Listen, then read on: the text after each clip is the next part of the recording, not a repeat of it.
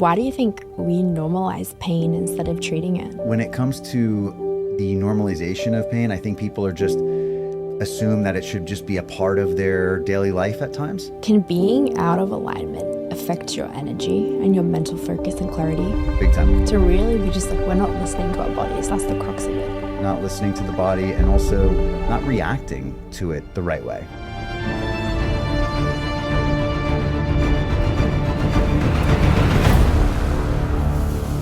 Let's go on the record. We live in a world where people normalize pain.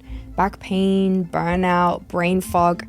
We medicate it, we manage it, but we rarely ask why. Because when our bodies break down, it's not necessarily our body betraying us, it's our bodies speaking to us. Today, I'm sitting down with Dr. Rich. He is a chiropractor. He is also the founder of Wyn Wellness here in Miami. And we're going to talk about alignment. Now, not alignment just in your spine, but also in your mind, your emotions, and in your spirit. He's here to unpack what is really behind the dysfunction and why so many people are misaligned in every sense of the word. And what does it actually take to feel whole again? Because the truth is, your symptoms aren't random. These are revelations. Let's get into it. Dr. Rich, thank you so much for sitting down with me today. Yes, thank you for having me. I actually came to see you as a patient. Yes. And I was like, this guy is a wealth of wisdom. I need to get him on the show. Oh, thank you. Too kind. So thank you for being here. First off, let's start like really top level. Like what is alignment? It sounds like a very general word, right? And like you said, it's really, when referring from a chiropractic standpoint or a medical standpoint, we're generally talking about biomechanical stuff, right? With the spine, how your frame is aligned and how you move and so on. As you mentioned, I mean, spiritual, faith, everything can be aligned, right? So it's really your whole world. But in this case in particular, I guess we're going to be talking a lot about biomechanics and spinal health and overall alignment. What is some of the symptoms that someone might experience if they're out of alignment? Let's think about it as like a smaller level. And then from a global look, you can see people with, a shoulder that's higher on one side than the other, or rotation in their torso, or hips that are higher just from a standing position. People's gait pattern, their stride and walk can be altered. And sometimes that stems from smaller alignment issues in the spine. You can commonly see it when people are also laying down. You can notice different areas of the spine that are kind of elevated on one side of it, like the ribs coming up on one side, or the pelvis misaligned, leg length unlevel, and so on. So it can be pretty apparent if you're really looking for it. Sometimes obviously there's injuries, but then there's also like traumas and things that we hold on to for years that we just normalize, and then it gets worse and worse and worse. Yeah. So why do you think we normalize pain instead of treating it? The topic of pain is huge. Because I think there's two radical sides to it, right? There's a side where it's overly normalized, sometimes a side that it's totally ignored. When it comes to the normalization of pain, I think people are just assume that it should just be a part of their daily life at times, as if you can or should just be able to, it's normal to be walking around in pain all day, or it's just kind of a checkbox you have to check off every day. It's just part of it. And it's not really the case. Then there's this other whole extreme, right, where you can be overly sensitive to pain. Pain is like a language that's speaking to you in your body, right? So sometimes it's understandable to have some pain from an issue. Let's say you sit for 8 hours a day at the computer and your posture is really poor. And I know we're going to get into posture. It's probably the biggest thing here. It's the window to the spine and your overall health there. So I know we'll touch on that a little bit more, probably next topic here, but people have to really understand that when you're putting that demand on your body, and demand even with sitting, not just overuse, right, in an athletic standpoint, even just sitting for 8 hours a day at your desk without, let's say, moving the position from seated to standing, or doing a little postural exercise or something like that, we're putting a lot of stress and strain on that. So it's almost expected to have some warning of discomfort and pain, but it's just, what do you do with it next is the question. Do you do something about it, or do you just live with it and normalize it? What is the warning signs from the body before something like starts to seriously break down? A lot of it, tension, tightness, your body guards you in a way. You know, there's a lot of reactions that we have. I don't know if you've ever seen anybody that looks literally slanted. If you look at them face on, we see this quite often. It's called an antalgic lean. The body, in one way, it could be kind of compressing and tightening one side of the body to slant you away from an injury site, like a disc herniation that's wedging on one side. And in others, it's just a guarding mechanism. So it's saying, don't move so much. So it's protecting you from overly moving a joint or an area of the body that's already aggravated or injured. When I first came to see you, I had talked to you. I'm like, I broke my neck when I was younger in 2 spots, C5, C6. So I've always been super guarded about my neck. Is that something that you can ever truly heal from? Yeah, I think it depends on the depth and the mechanism. Yeah. For example, some disc injuries, they aren't going to always be symptomatic for life, but some of them never truly fully heal up all the way. So that you may be more susceptible to exacerbating the issue. Yeah, it's not that you sign up for a life of pain when you have an injury. There's things that you definitely need to take care of, such as certain areas of the body that need to be stretched, certain areas of the body that need to be strengthened, postural exercises, balance, things like that when it comes to the spine. Why do we chase quick fixes when we actually should have some form of deeper repair? I think it's easy and maybe a societal norm that we just are so adapted to getting a quick fix. The normal protocol at a general conventional medical clinic is with a musculoskeletal complaint that's not, let's say, related to a fracture, is typically just, you know, ibuprofen and a little rest, and that's about it. Sometimes it's ibuprofen with a little physical therapy, depending on if you're going to an orthopedist or not. It's not like we're deficient in ibuprofen in our body, right? We have to fix a mechanism that's wrong. And sometimes our body will also compensate with a faulty movement, and it could stay that way for a really long time. So really, we're not listening to our bodies. That's the crux of it. Typically, yes.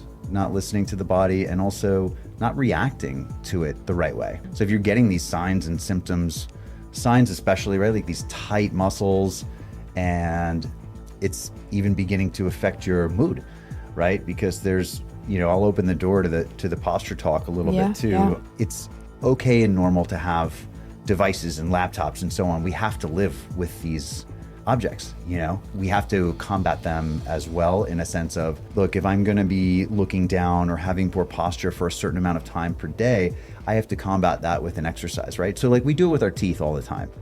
Okay. So we're programmed to brush our teeth 3 times a day and floss a couple times and rinse throughout the day as needed. We take great care of our teeth in general, most of us. How many people do you know that have like been saying, look, I did my second postural exercise today, you know, something to combat that. It's something to really open your eyes, because the spine is so important. It houses your central nervous system, your spinal cord, right? It is this gatekeeper for the spine and how messages get into and out of or through the nervous. Why we ignore this or don't take it as serious when it comes to stretching certain muscles and strengthening other areas. I'll give you a quick example if I could. We call this upper cross syndrome, when you have tightness throughout the pec and the shoulder, and your head starts to lean forward, and you're turning on all these muscles that are really not supposed to be turned on all day, these bigger ones in your upper back and everything like that, just to hold your head upright. I know for the people listening out there, maybe not visualizing this podcast right now, but if you can imagine, have you ever held a bowling ball that weighs about 12 pounds? Yeah. Imagine if you were to take a bowling ball and hold it directly over your elbow, right? Like your hand is in the bowl, okay? And then you could hold it here right over the elbow for a sustained amount of time. It shouldn't cause too much stress. But if you moved your wrist forward 3 inches, that weight carries forward. You're straining to hold that 12-pound bowling ball up. It feels different, but it's still 12 pounds. It's the same 12 pounds it was right here. It's just that we move the position. So every time the position is moved in the body, it can cause all these different muscular strains and reactions. So I think people underestimate the power of not only posture, but just kind of correcting themselves throughout the day. We're not going to be perfect all the time when it comes to the way we're sitting and standing still and so on, but you know, just something to do to keep up with the overall alignment. One of the things that I really like about the way that you guys practice is that you kind of take this functional approach to it. Yeah. In another life, when I was doing dentistry and before I retired, I was a orofacial myologist. Now that is someone who specializes in like the muscles, kind of in the breathing and all the things.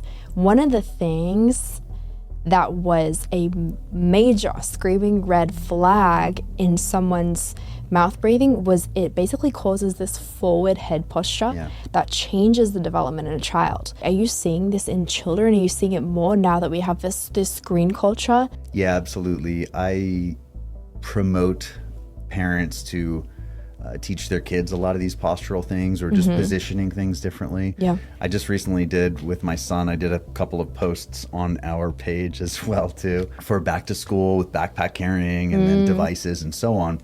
And these kids could absolutely use some exercise tips for just straightening up a little bit. It's not a complex thing. It's something you could do without weights. It's using your arms and using positioning and so on. We can make some serious changes in the way that our kids sit and stand.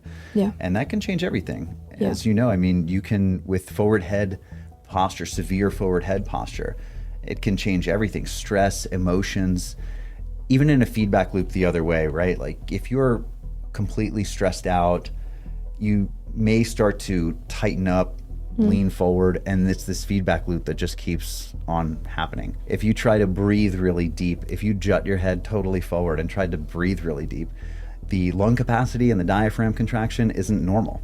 So you can't even take a deep breath when your head is pushed very far forward. And then you can bring your head right back over your shoulders and take that same deep breath, and it's like night and day difference. You have a huge amount of people that come to you, like one for injuries and chronic injuries. Do you have a huge amount of people that are coming in with postural complaints that like my back hurts? You're kind of going into what it is that's causing it, and it's their posture. Absolutely. There's a lot of people that come in from a physical trauma, sports injury, any sort of injury. Yeah. And then there are some people that it's wear and tear related, stuff that's going on over time, maybe postural stuff that's been going on over time. We also have people that come in without any symptoms at all that just want to stay in good biomechanically sound states, right? So well balanced, pelvis is aligned, spine feels good mobility, constantly getting assessed in that nature.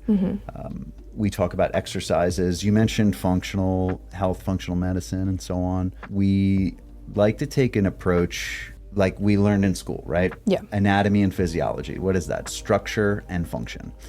From a standpoint of like physical therapy, chiropractic care, osteopathy, a lot of those are like physical, biomechanical, anatomical types of practices. But as a whole, there are also physiological aspects too. So we like to also dive into that. So not just the structure, but the function as well, from movement, but also even physiologically as well. Talk a little bit about nutrition and so on. Some people have these chronic pain issues, and it can be hard when they're chronically inflamed. They have gut issues and all these other things going on. So it's nice to take in the patient as a whole and not just say, hey, let's fix that low back pain. Of course, there might be, in order of importance, but we have to also take in the whole body approach. Now, we're going to take a quick ad break here to talk about something that matters deeply to all of us, and that is our health and our freedom to take control of it. I want to talk with you about Jevity. This is a company that I have been a member of for months now. It's actually changed my life, and I'll tell you why. This is a company that is revolutionizing how Americans are approaching their health. They understand that true prosperity, well, it isn't just about economic growth, it's about empowering individuals to live their best and their healthiest lives without breaking the bank or without jumping through endless hoops. Jevity is a company that is fighting to restore something that we have lost in traditional healthcare systems: accessibility and the root cause approaches and quality care that actually puts you first. Here is what makes Jevity different. They actually offer in-depth lab work that tests over 100 biomarkers, and it gives you this complete picture of your health. Here is the best part. They actually bring mobile phlebotomy right to your door, so you never even need to leave your your home for testing. But it doesn't stop there. Gevity also provides ongoing telehealth care with dedicated health professionals who then work with you to optimize your health based on your unique biomarkers. So there is no more guessing what supplements to take, no more insurance nightmares, no gatekeepers. It is just cutting edge health optimization that is in reach for everyday Americans. As a Gevity Plus or Plus RX member, you get discounted rates on all supplements, peptides, and specialty testing. This is elite level preventative care that is now made accessible and affordable. Because here's the truth. When Americans are healthy and thriving, that is when we are at our strongest. And that is the kind of prosperity that is worth fighting for in our daily lives. So, if you are tired of a healthcare system that feels like it's working against you, then I encourage you to go check out Gevity. They're doing something different. They're doing something better. So go to gogevity.com and use the code Robbi at checkout for 15% off your first membership purchase. Is the chiropractor something that everybody needs? Do you think everybody at some point should come in and get realigned or even have an assessment, even if they're not going through some pain? I definitely do. I don't think this is just symptom control. We're not just pain management specialists. Yeah. I think that people should be looked at from a biomechanical standpoint, from the ankles up, right? From the feet up, right? It should be something that we should be sound when we're moving fluidly throughout our gait pattern, our walk, right? Our sleep postures, seated postures, let's say strength assessments.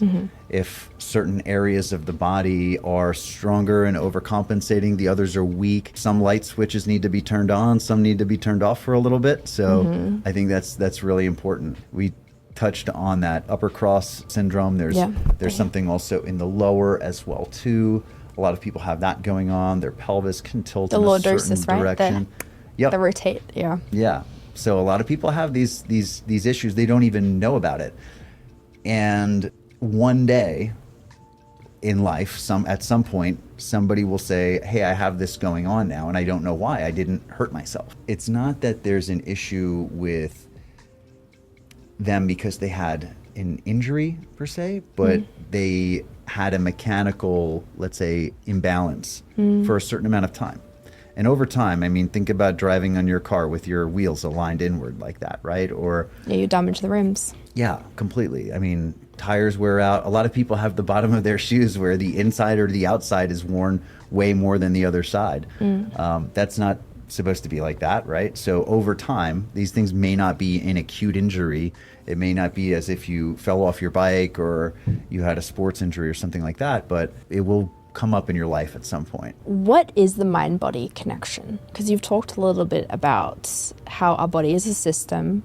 So stress can actually cause like this tension in our body, which can actually push us out of alignment. How does that work? Yeah, I think that when it comes to, let's say, stress or emotions, let's say it causes us to get a little bit more tight or guarded. When you're not confident in something, or you're scared about something, or you're emotionally drained, our go-to is typically to kind of cowl down and in and forward. It's just this cascade of reactions that continues to occur. We have a stressor or an issue, and it causes us to kind of tighten up, cave down, cave in, and then turns on other pathways that are firing other muscle groups, and this whole cascade where more problems, more pain, more forward posture, more tightness. So if you're not doing something about kind of checking all those boxes in a way, you might just continue to cycle back into it. Can posture predict our mental health? You're saying from a standpoint of... Does my physical posture affect the way that I actually feel? Absolutely. It's something that you're going to continue to hold more tightness in those areas, more tension, and it's just going to kind of feed back into the stress, right, that you're kind of thinking. Knowing that, that's so interesting. So if you bring your awareness back to that and you're like, okay, like I'm going to present strong and confidently, does that actually show in the way that you're communicating that it changes your mental health? Yeah, because you're going to directly feel more confident once you're upright like that. It's something that you may have to feel like you're forcing yourself to do at first, but I feel like after you kind of get a flow of it, you can gain control of the situation, gain control of your emotions. It's almost like a positive direction, right? Like, you ever tackle one task and you're like, cool, I can continue you this. get a and momentum. Yeah, exactly. If you're able to make that change in your posture, then you instantly can help your breathing. And when you have control of your posture and your muscles and your breathing, you feel more confident about your mood. It's a cascade reaction, just like everything else. Wow. Yeah. So, okay, someone's sitting at home, they're like, oh, as I'm watching this, my back is hurting. Yeah. Do you have any quick tips that they are doing the wrong thing? They're sitting the wrong way. What can they do to just immediately just fix at least one thing? There's a few things that I think people can do as far as if they're sitting down, but I think you have to really assess the body a little bit. In other words, if somebody has really, loose and lax hip flexors, but they have a really tight hamstring, like this is going to change maybe the advice a little bit as far as where should we be focusing on doing some strengthening and where should we be focusing on doing some lengthening. When it comes to just, I suppose in general, I'll give you some postural tidbits that are really easy, even if you're not looking at this on camera. You could try this with me too. But if you palpate from your neck down your trap muscle, down your shoulder, and you feel a little bump, that's the acromion. That's the highest aspect of your scapula, the shoulder blade, right? That's typically what you're going to feel when you roll down. You feel a bump with this bone right here, okay? That bone should be pretty much in line with the hole in your ear, not the back of your ear, but the actual hole in your ear. Like a general rule of thumb would be to line those two up. So for posture, it's kind of a quick assessment that you can do to say if your shoulders and torso are leaning forward, your neck is going to be very comfortable in a bad position, meaning too far forward. So if you think about it like this, the sternum up here, the top of the sternum, where it comes into this soft spot over here, if you just pictured that as the top, as a glass, let's say a pint glass, and the pint glass is filled to the very tippy top with water, you slouch forward, it'd be like you're spilling out a bunch of water.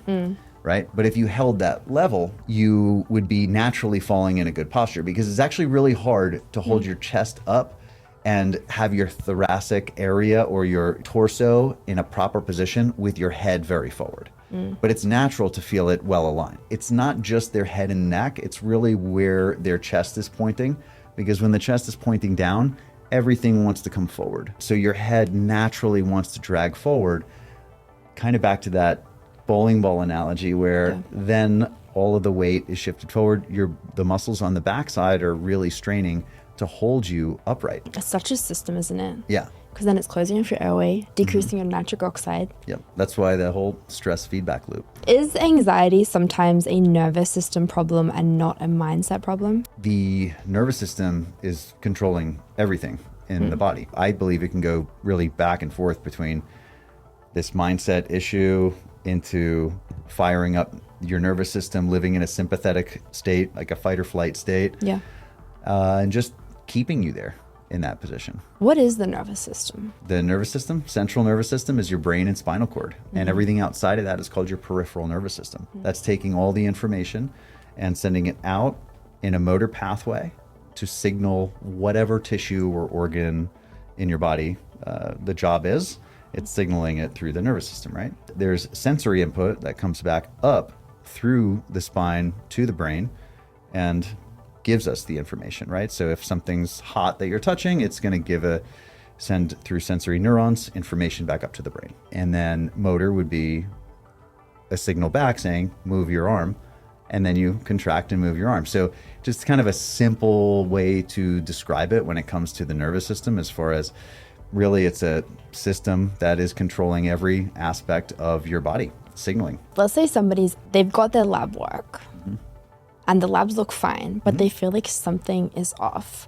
What then would be the next step? Like, is that a neurological problem? It could be. There's a lot of issues with that. People live in this chronic stressed state, and maybe labs are normal, or maybe you don't have enough labs. Yeah. That's another thing too. A lot of people are, just looking at like a CBC and a metabolic and lipid panel and saying everything's fine. Also, the lab ranges are wide and pretty standard. So we call it a functional range, where that lab normal could be narrowed down into more of a bullseye as well too, which can be more helpful in saying, well, you might be on a high normal. Technically, that's, you're getting on that out of range order right there. So I think that's a multi-part question. I think there's there's definitely some aspects to maybe we're not digging deep enough in the blood, ordering enough.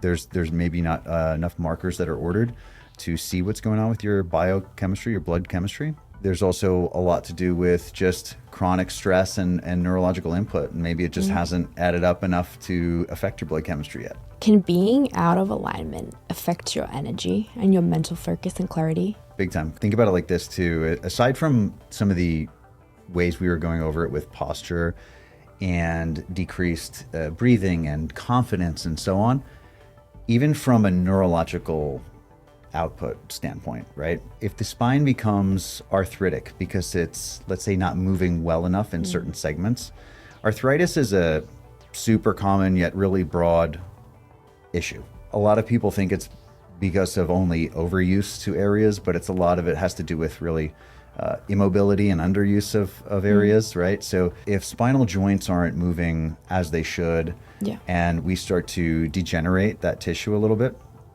it's going to have a whole other cascade of problems and issues, right? The body will kind of calcify or deposit bone spurs and calcium deposits around those areas as well too. As disc spaces start to decrease and calcific deposits form, you could be starting to directly affect nerve root. And the nerve root, where it exits out of the spine, if there's any issues with that, we're impeding signaling and nerve conduction right through that area. So it's really important to actually have great spinal health for a lot of different processes. You've talked a lot about inflammation.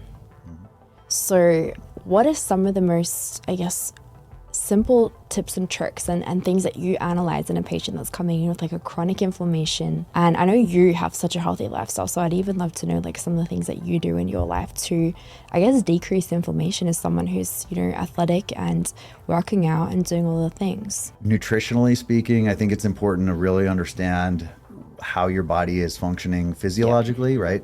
Functionally on the inside. Are you eating things that are causing issues? Do you have issues digesting foods and so on? Because that's also going to cause a chronic cascade of inflammation reactions as well too. So I think it's really important to kind of go from the inside out with this. When it comes to biomechanics and joints, I think it's really important to stay physically strong as well as, constantly challenging yourself a bit. It does help with your emotional state a lot as well too. I'm in my 40s. I have 3 offices. I'm a really busy guy. And I think trying to make sure I check the box every week of getting my workouts in, doing some strength training. I love doing jiu-jitsu. It challenges me and mentally and every way, physically. Of course, just working hard and keeping my body in motion, I think is key. If there is an issue or a signal going on, it's important to understand that you have to address it. There's something to say about people that have the false expectation of getting out of pain too fast. I think that's a really big topic. It's kind of the opposite of just normalizing pain.